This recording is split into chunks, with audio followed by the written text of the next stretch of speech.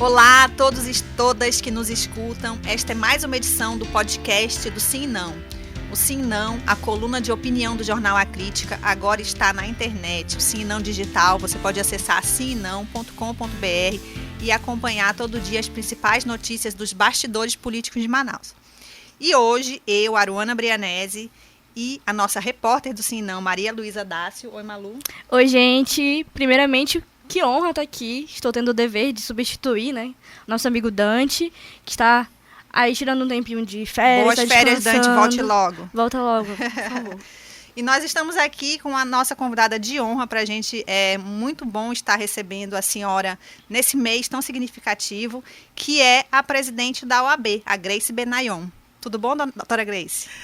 Tudo ótimo. Eu quero dizer que eu estou muito feliz de estar aqui no Sim e Não e no podcast virtual, né? Exato. E eu acho assim que é inovador, este novo momento merece mesmo esta inovação. E eu trago aqui o abraço carinhoso de toda a advocacia do Amazonas para vocês, principalmente porque eu sou fã, admiradora e seguidora aqui do Sim e Não. Primeira mulher, né, Aruna? É a primeira mulher a ocupar a presidência da entidade no Amazonas e a terceira a presidir uma seccional da OAB no Brasil nos últimos 90 anos. A senhora assumiu a ordem esse ano, né, com o afastamento do Marco Aurélio Choi, que assumiu um cargo na prefeitura. A senhora era vice dele e assumiu aí, então, esse desafio.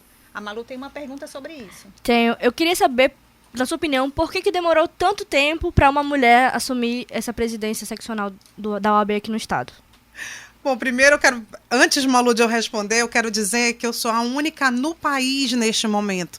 Portanto, essa representatividade que importa muito para as mulheres, muito para mim em especial, que luto mesmo por essas causas femininas há muitos anos, ao longo de toda a minha história. Entrei na faculdade com 16 anos, com 21 já advogada militante. Então, a gente sabe o quanto é importante as mulheres se colocarem à disposição, as mulheres procurarem fazer a diferença, as mulheres não esperarem pelas oportunidades e fazerem o que tem que ser feito. Portanto, eu acho que é um momento de muita representatividade, muito importante. E eu vou te dizer, Malu, acho que... Por que demorou tanto? Demorou tanto porque, primeiro, o mundo jurídico é um mundo eminentemente masculino. E as mulheres têm muitos deveres, né, que não se limitam, obviamente, à sua vida profissional. Né? E a gente está vivendo um momento de absoluto quebra de paradigma, né?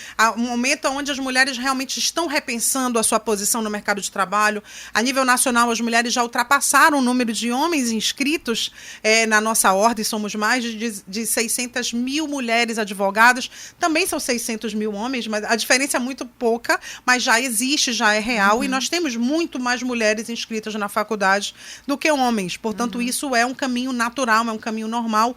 Acho que demorou muito porque isso é uma construção. As mulheres precisam se colocar à disposição, as mulheres precisam estarem também dentro do seu propósito. Doutora? Exatamente. E a gente precisa muito respeitar a individualidade, a história de vida de cada uma das pessoas. Eu procuro, particularmente, entender as pessoas e as escolhas são individuais. As pessoas têm que, para mim, principalmente, estarem felizes fazendo o que elas querem, aonde elas querem. Portanto, é muito importante a gente entender que a trajetória feminina em todas as posições são trajetórias imprescindíveis. Mas as mulheres geralmente fazem aquela análise, aquela escolha. Será que eu posso fazer isso nesse momento? É aquela que administra o seu lar, administra a sua família, administra as suas contas, administra seus negócios, seus clientes. Né? Então, nós, mulheres advogadas, temos inúmeros desafios. Eu sou casada há mais de 20 anos, tenho um marido maravilhoso que sonha os meus sonhos, está sempre comigo, me apoia, e eu quero levar esse exemplo para minhas garotas. Eu sou mãe de 3 meninas e sempre levantei essa bandeira, e as minhas filhas também, desde pequenas, já sabem o quanto é importante para mim e para elas, obviamente, a representatividade feminina. O Jornal A Crítica fez uma entrevista com a senhora em fevereiro, logo depois que a senhora assumiu, e a senhora estava muito animada, colocou aí a OAB como um farol que deveria, né, mostrar esse exemplo para o Brasil de como a mulher no comando da entidade tinha tudo para dar certo, tanto quanto um homem, tudo. Agora, a pergunta é, agora depois de todos esses meses, a senhora se decepcionou em algum momento? Encontrou dificuldades que não imaginava? Foi mais fácil ou mais difícil do que você pensava comandar essa entidade que tem 16 mil inscritos, mais de 13 mil advogados ativos? Olha, eu vou te dizer, desafios é o que nós, advogados, enfrentamos diariamente e somos contratados para resolver os problemas. Portanto, para mim, eu vou ser bem honesta, não foi nenhum fardo, não houve nenhuma, estou desesperada porque eu tenho que resolver isso. Muito pelo contrário. Acho que foi uma experiência sensacional, maravilhosa. Faço um registro de todos os homens e mulheres que estiveram ao meu lado, colegas advogados e advogadas, que junto comigo, de mãos dadas, me ajudaram a fazer uma gestão completamente diferenciada para a advocacia, em especial neste momento de pandemia. Quando eu estive aqui, nós estávamos no auge da pandemia, assumi em janeiro, fevereiro e março. Confesso que foram 3 meses sem dormir, porque muitos advogados nós perdemos para o Covid. A gente está falando de mais de 100 advogados que nós perdemos para o Covid-19, mas nós temos certeza absoluta de quanto nós realizamos, o quanto a Ordem dos Advogados marcou para a sua presença, para a sociedade, não apenas para a advocacia. Acho que isso é um legado importante.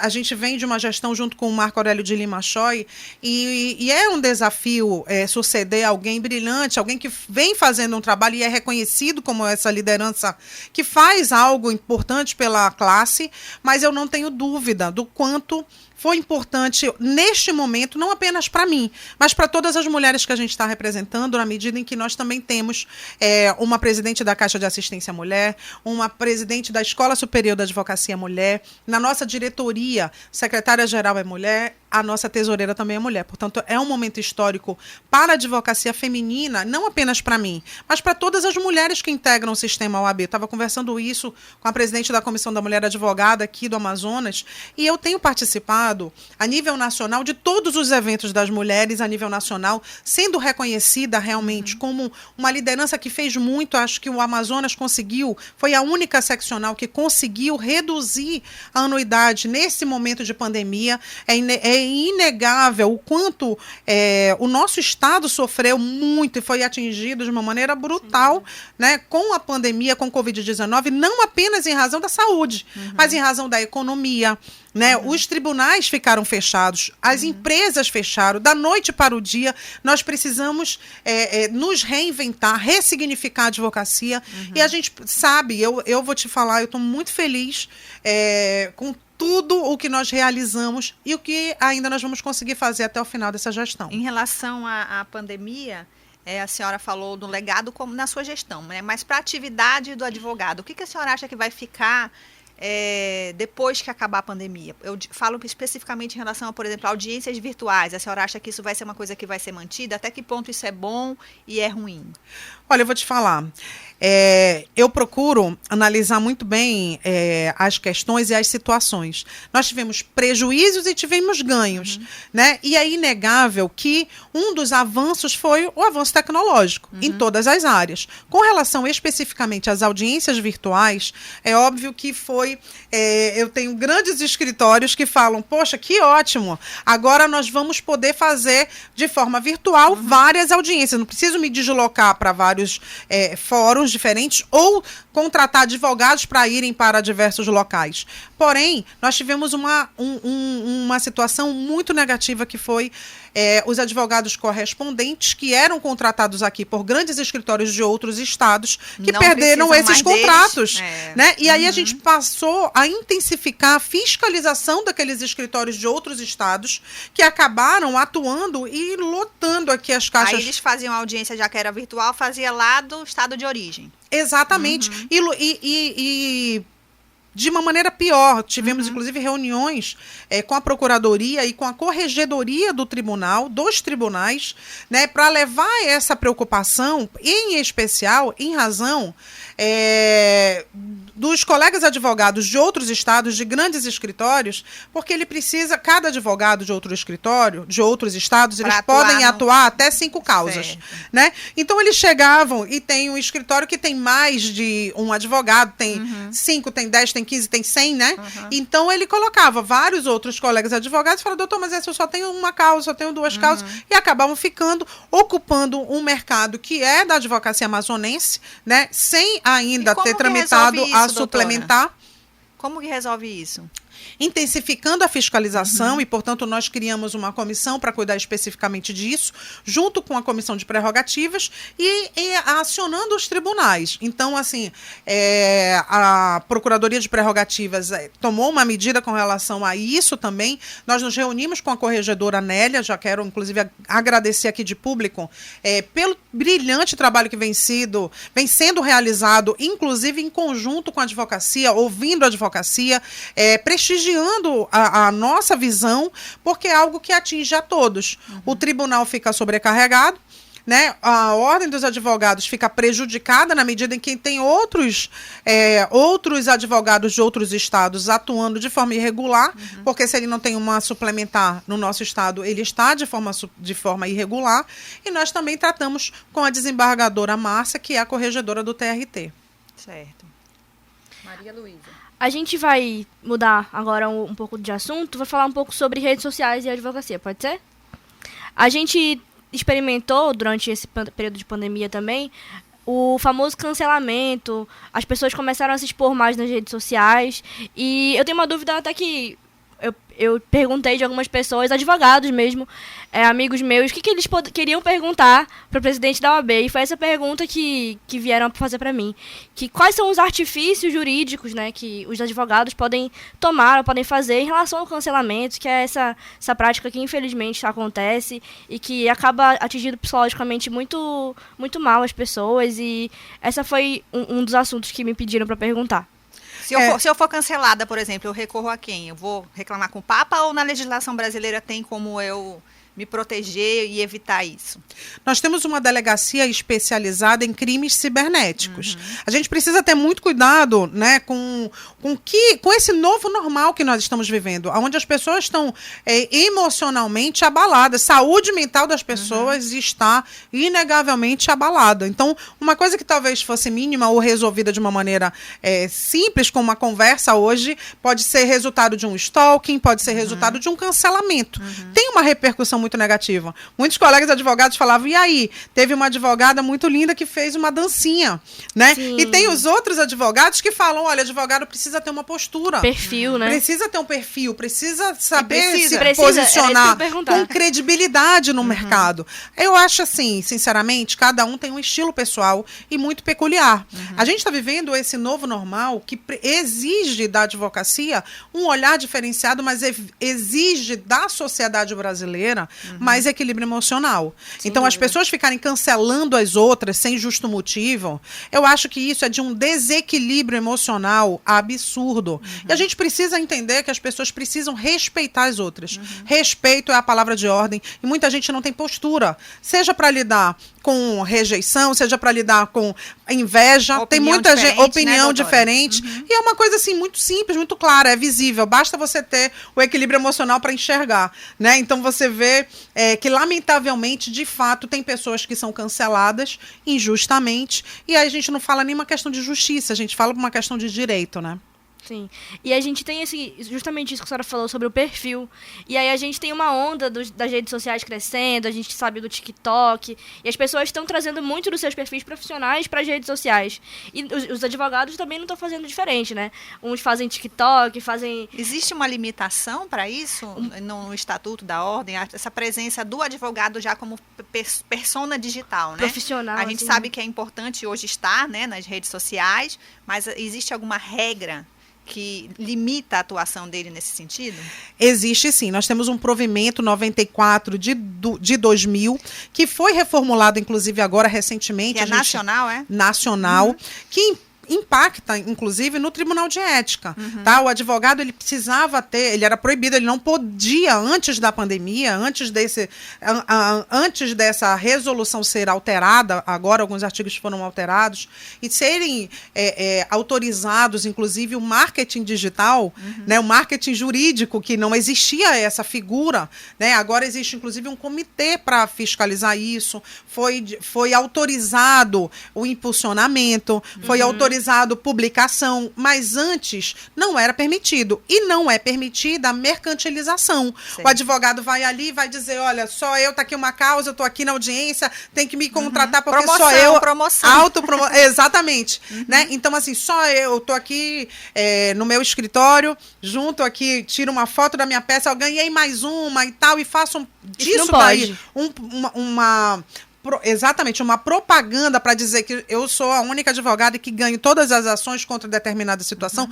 Isso não pode. A mercantilização, usar isso para se promover e vender o teu escritório e fazer disso dinheiro, fazer disso honorários, fazer disso uma contratação, uma venda do teu escritório, do teu negócio, isso não pode. Né? Impulsionar, hoje pode. Mas assim, o que o advogado precisa ter?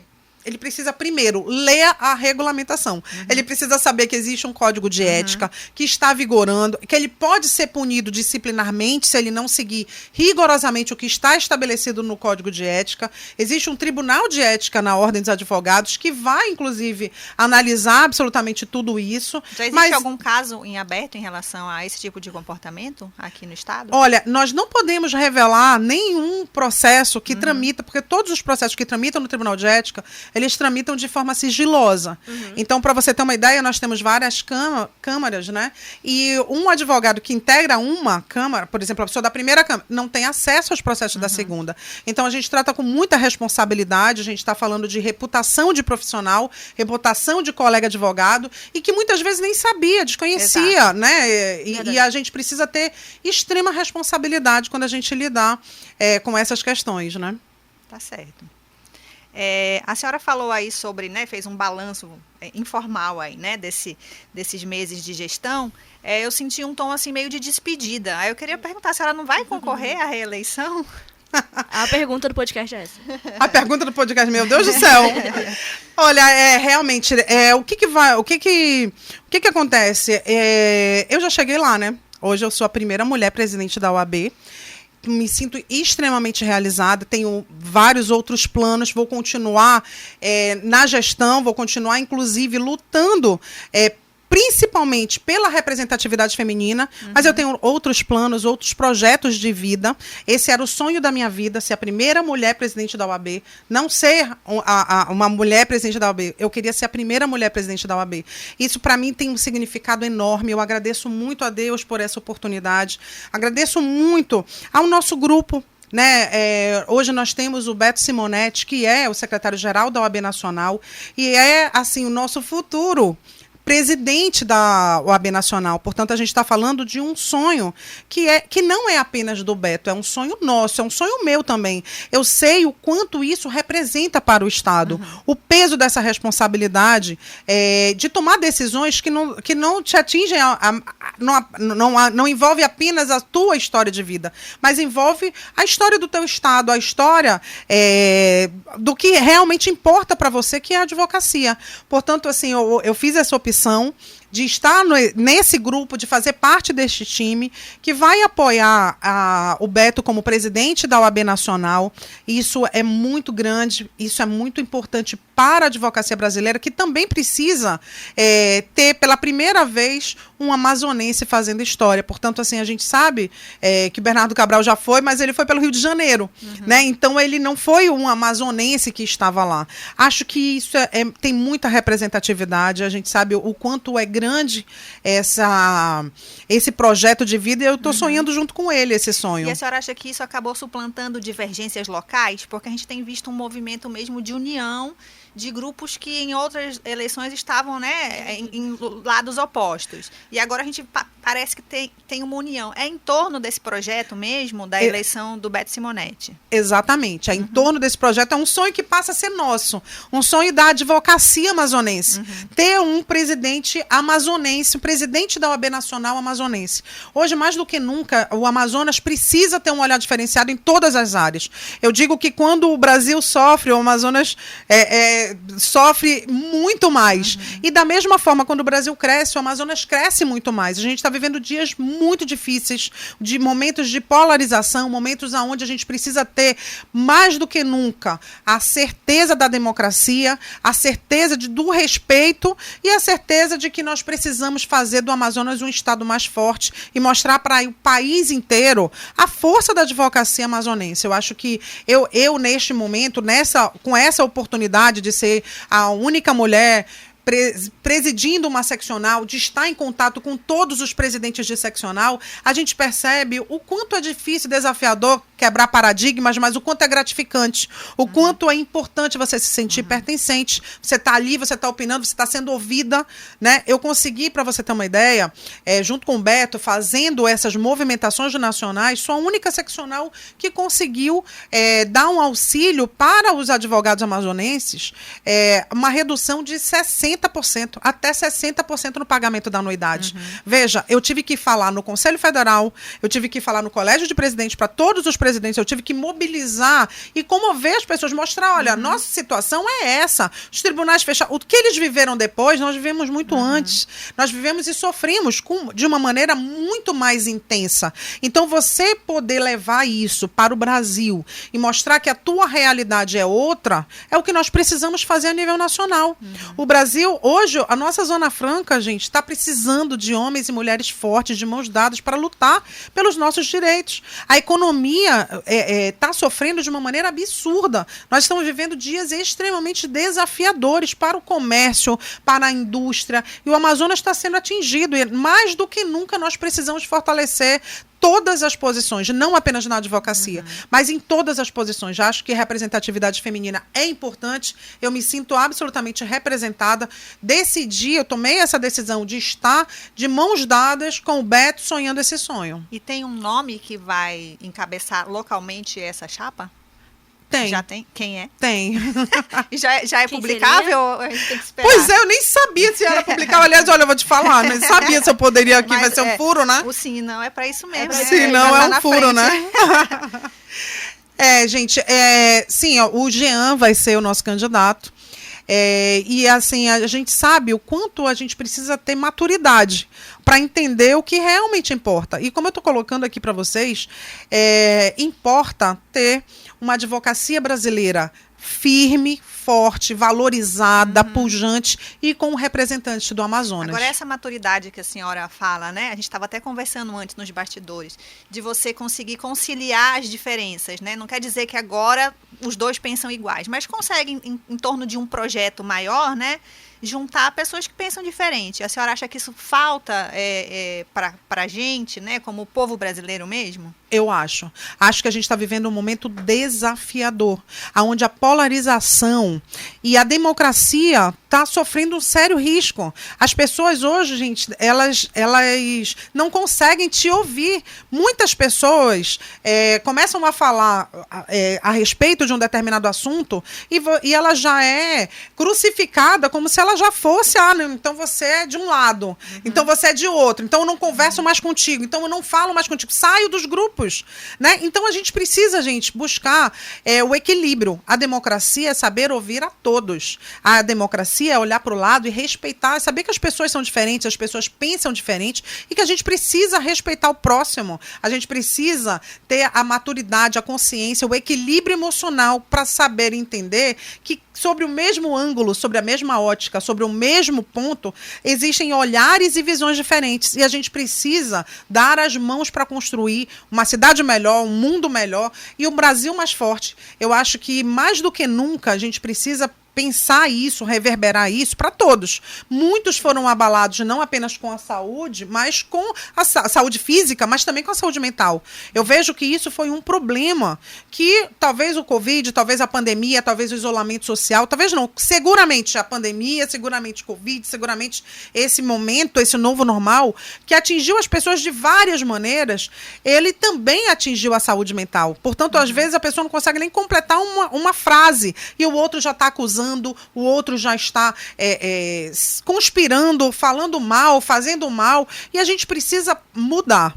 A gente precisa mudar essa história, a gente precisa olhar para o lado e respeitar as pessoas, respeitar o que elas fazem, respeitar o que elas falam e principalmente o que elas pensam. A democracia é isso. E o nosso país está vivendo essa polarização que é muito preocupante.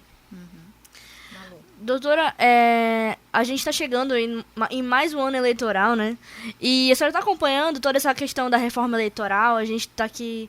Hoje o Amazonas é um dos estados que menos tem representação feminina na política. Bem pouco, décimos acima dos 30%. E aí a senhora está acompanhando todo esse imbróglio ao redor da reforma política. O que a senhora pensa sobre essa participação feminina das nossas mulheres, né, na política do nosso estado? Eu penso que as mulheres precisam se aliar mais, se unir mais e entender a importância da representatividade feminina. Eu sou uma pessoa que eu me formei muito cedo, entrei na faculdade com 16 anos, 21 eu já estava com a minha carteirinha militando, com 22 eu já era procuradora da Câmara Municipal de Manaus, eu fiquei 11 anos lá, saí como diretora-geral, ocupei todos os espaços naquela instituição. E a senhora tem advogados na família? De onde veio esse Sim, eu sou filha do Wilson Benayon, tenho muito orgulho do meu pai. Meu pai foi delegado, meu pai montou a academia de polícia aqui no estado do Amazonas, foi vereador, e eu cresci nesse mundo político. No ambiente, né? No ambiente político. Meu pai é presidente de escola de samba, né? Então, assim, eu sou do povo, né, minha gente? Já fui tudo. E a gente percebe o quanto, talvez isso tenha me dado essa bagagem, eu acho que mais do que tudo eu devo muito aos meus pais, principalmente pelos valores de a gente olhar para as pessoas e ver o ser e não o ter. Então, da mesma maneira que eu entrava na casa do governador, eu entrava na casa de um pobrezinho que não tinha nada que ia fazer, ia ser a baiana da nossa escola de samba, e eu sentava com ela, comia com ela, trabalhava com ela, fazia as coisas junto com ela, e a gente percebe que as pessoas merecem respeito, as pessoas merecem um olhar diferenciado, e a gente consegue construir as coisas do nada. E a gente precisa mostrar que existem valorosas mulheres no nosso estado, na nossa cidade, no nosso país, que precisam ocupar os espaços. Mas a política, ela talvez intimide as mulheres, na medida em que não são as mulheres que decidem, não são as mulheres que estão na mesa, na medida que tem um presidente de partido que vai decidir ali. Eu quero dizer para essas... Apesar de serem maioria no eleitorado, né, elas ainda não conseguiram ocupar esses espaços mesmo. Né? Exato, mas a gente vai continuar lutando, e assim, meu lugar de fala é esse, de estar sempre impulsionando as mulheres, de me colocar sempre à disposição em todas as posições, porque eu acho que é imprescindível que as mulheres entendam que ocupar esse espaço, essa representatividade feminina tem um valor, tem um peso, e é necessário, não para dizer nós e eles, mas para dizer nós com eles. Eu, você, Deus e todo mundo e mais alguém juntos para construir tudo de melhor. Tudo de melhor. E a mulher, naturalmente, ela tem qualidades que são um complemento perfeito dos homens. Eles precisam entender que ninguém está aqui lutando contra eles. Nós estamos aqui dando a nossa contribuição, a nossa visão, a nossa atuação, a nossa gestão. Ela também faz a diferença. E, portanto, é importante que as mulheres entendam e ocupem esses espaços de poder para darem a sua contribuição, para levar esse olhar feminino que é imprescindível para a sociedade. E até próprios estudos já mostram que locais com representatividade maior das mulheres têm menos índice de corrupção, têm mais cuidado com a educação, com a cultura, que a gente sabe que são pontos essenciais para a nossa sociedade. Né? Exatamente. Olha, eu não vou saber exatamente os termos, mas tem um estudo que aponta que os lugares onde mulheres foram prefeitas, eram prefeitas na pandemia, né? O índice de mortalidade foi assim, menos de 50%. Veja que 75 mil pessoas teriam sobrevivido a esse momento se muitas mulheres estivessem numa posição de liderança. Então, assim, às vezes... os homens não entendem o que nós estamos dizendo. Nós estamos dizendo às apenas... vezes, quase sempre. Às vezes sempre. Não, eu sou do povo, né, meus queridos? Mas assim, o que eu quero dizer é importante que as pessoas entendam que nós, mulheres, temos uma visão diferenciada e nós fazemos a diferença sim. E nós só queremos sentar na mesa, né? É isso mesmo. A gente está caminhando aqui para o fim do programa. Eu vou fazer uma última pergunta e depois a gente vai para a nossa sessão do Sobe e Desce. Mas tem um assunto que tem dividido, e a gente falou muito em polarização aqui, né? Sim. Tem um assunto que tem dividido a advocacia amazonense, que é o impeachment do presidente Bolsonaro. Recentemente, dezenas deles assinaram uma carta e meio que pressionam a OAB para que se posicione. A OAB vai se posicionar ou a senhora entende que, como presidente, tem que, vamos dizer assim, fazer uma administração de quem pensa diferente também nesse caso? Olha, eu vou te falar a posição Grace em especial. Em especial, a minha posição é a seguinte: a OAB é uma instituição de extrema credibilidade, é uma instituição apolítica. Quando nós montamos essa chapa tinha advogados de absolutamente todos os partidos políticos. Portanto, a gente precisa garantir a segurança jurídica das instituições. A gente precisa garantir que o melhor aconteça para o país. É certo que já aconteceram outros impeachments, é certo que nós vivemos situações que são atípicas, excepcionais, mas é certo também que a gente precisa ter muito equilíbrio emocional, mais do que tudo, antes de tomar decisões, né? Então, assim, neste momento, mais do que nunca, eu acho que, assim, a palavra de ordem é analisar, estudar, tomar decisão com muita segurança. As instituições precisam ser respeitadas e a gente precisa, principalmente, entender o que é melhor para o nosso povo. É uma instituição que toma posições importantes, foi inclusive responsável por vários outros impeachments, né? Mas isso tudo precisa ser muito bem debatido, especialmente nesse momento de polarização, né? Aqui a divisão é nós e eles, né? A gente tem muitas outras questões, tem a questão de homofobia, tem a questão da família, tem a questão, sabe assim, que a gente precisa entender que o povo brasileiro precisa mais do que nunca de homens e mulheres sérios, de credibilidade, que tenham o equilíbrio emocional, equilíbrio para tomar as decisões com muita sabedoria. Portanto, assim, o meu posicionamento é neste sentido. Neste momento a gente precisa avaliar muito bem, ter os elementos adequados, e foi nesse posicionamento que os presidentes se colocaram, né, de avaliar. Sim. Olha, eu particularmente não conheço de antemão. Nem sim, nem não. Vamos estudar. Porque, assim, como que eu posso opinar? Eu não vi os processos, eu não vi as provas, eu não conheço os processos, então eu estou solicitando. Então, eu vou opinar por determinada situação, eu preciso conhecer profundamente o que está acontecendo. Mas em algum momento vai ter um posicionamento, a senhora acha? Exatamente, eu acho que sim. Então é isso, gente. A gente vai para o final aqui do nosso programa de hoje, mas antes a gente vai fazer a editora Grace, ela vai ser por um dia editora do Sim Não por uma Ela tarde. vai escolher um sobe e um desce. Então vamos lá, quem é que sobe primeiro? Que é mais fácil, subir é mais fácil. Ai, gente, sobe a advocacia amazonense, sobe um mês da advocacia, né? A gente está aqui, gente, agosto é o mês da advocacia, e eu quero, antes de, se você me permite, à vontade, claro. O que acontece? Nós temos uma programação para o mês da advocacia. Lamentavelmente, em razão da pandemia, nós não vamos ter a nossa festa, porque geralmente no dia 11 nós fazemos uma feijoada, um festão, nós temos o baile do Rubi, gente, já estava com o meu vestido longo preparado, mas não vai ser dessa vez. Vai ficar ano que vem. E assim, mas nós vamos fazer uma live virtual, uma live do Rubi, vamos distribuir prêmios, fazer sorteios, toda uma programação, mas nós vamos fazer também uma homenagem, um memorial para todos os colegas advogados e advogadas que morreram nessa pandemia, não apenas de Covid, né? Porque a gente sabe que nós perdemos muitos colegas nesse momento. E a gente precisa homenagear, perdemos colegas, inclusive, do sistema OAB, e, portanto, a gente precisa ter esse respeito por esse momento. É um momento de festa, é um momento de gratidão, agradecer a Deus por tudo que Ele tem nos proporcionado. Nós vamos lançar aqui, eu vou te dar um furo. Vamos lançar aqui, o aplicativo da advocacia. Né? Eu vou lançar um aplicativo OAB Amazonas, para que os colegas advogados tenham na palma da mão todos os serviços da advocacia, tudo que a gente pode oferecer de mais e melhor para os advogados do Amazonas. Acho que isso vai ser um diferencial.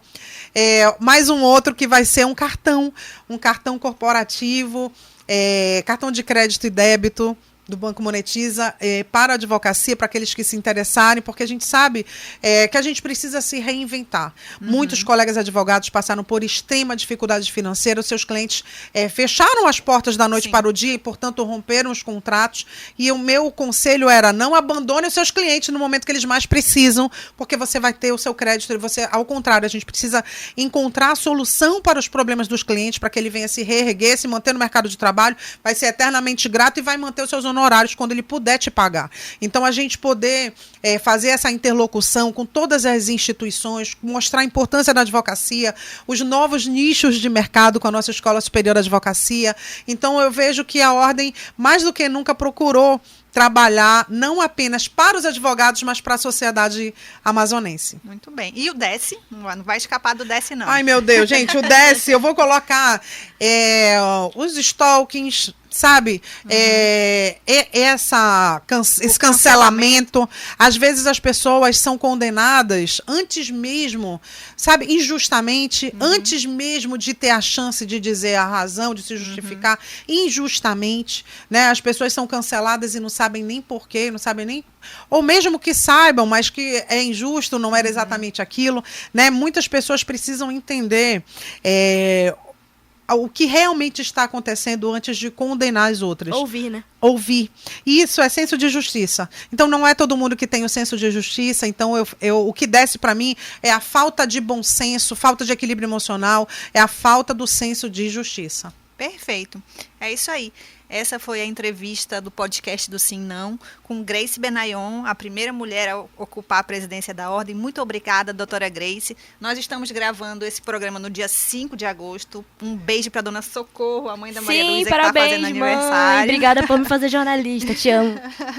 É isso aí, obrigada, doutora. Aproveitar e pedir para todo mundo, antes da gente se despedir, sigam a gente nas nossas redes sociais, no Instagram, Twitter e Facebook, Sim Não e Digital, em todas as redes sociais. Gente, eu quero dizer que eu estou muito feliz de estar aqui com vocês, muito honrada. Eu amo esse jornal, eu amo vocês, eu sou muito fã. E eu acho assim que a gente precisa, mais do que nunca, festejar todas as nossas conquistas. Eu acho que essa é uma conquista, né? Agora é o Sim Não virtual. Sim. Né? E eu tô aqui no podcast achando que esse é um caminho sem volta, né? Esse novo normal também trouxe coisas positivas. Sim. Eu desejo muito sucesso, muito êxito. Obrigada. E mandar aqui um abraço muito especial para todos os colegas advogados e advogadas, que esse mês da advocacia venha coroado de muitos alvarás, de muita saúde, que Deus abençoe a todos. Ok. E parabéns, né, para os advogados esse mês. Parabéns para todos os advogados. Tchau, tchau, gente. Tchau, até a próxima. Tchau, pessoal. Até a próxima. Valeu.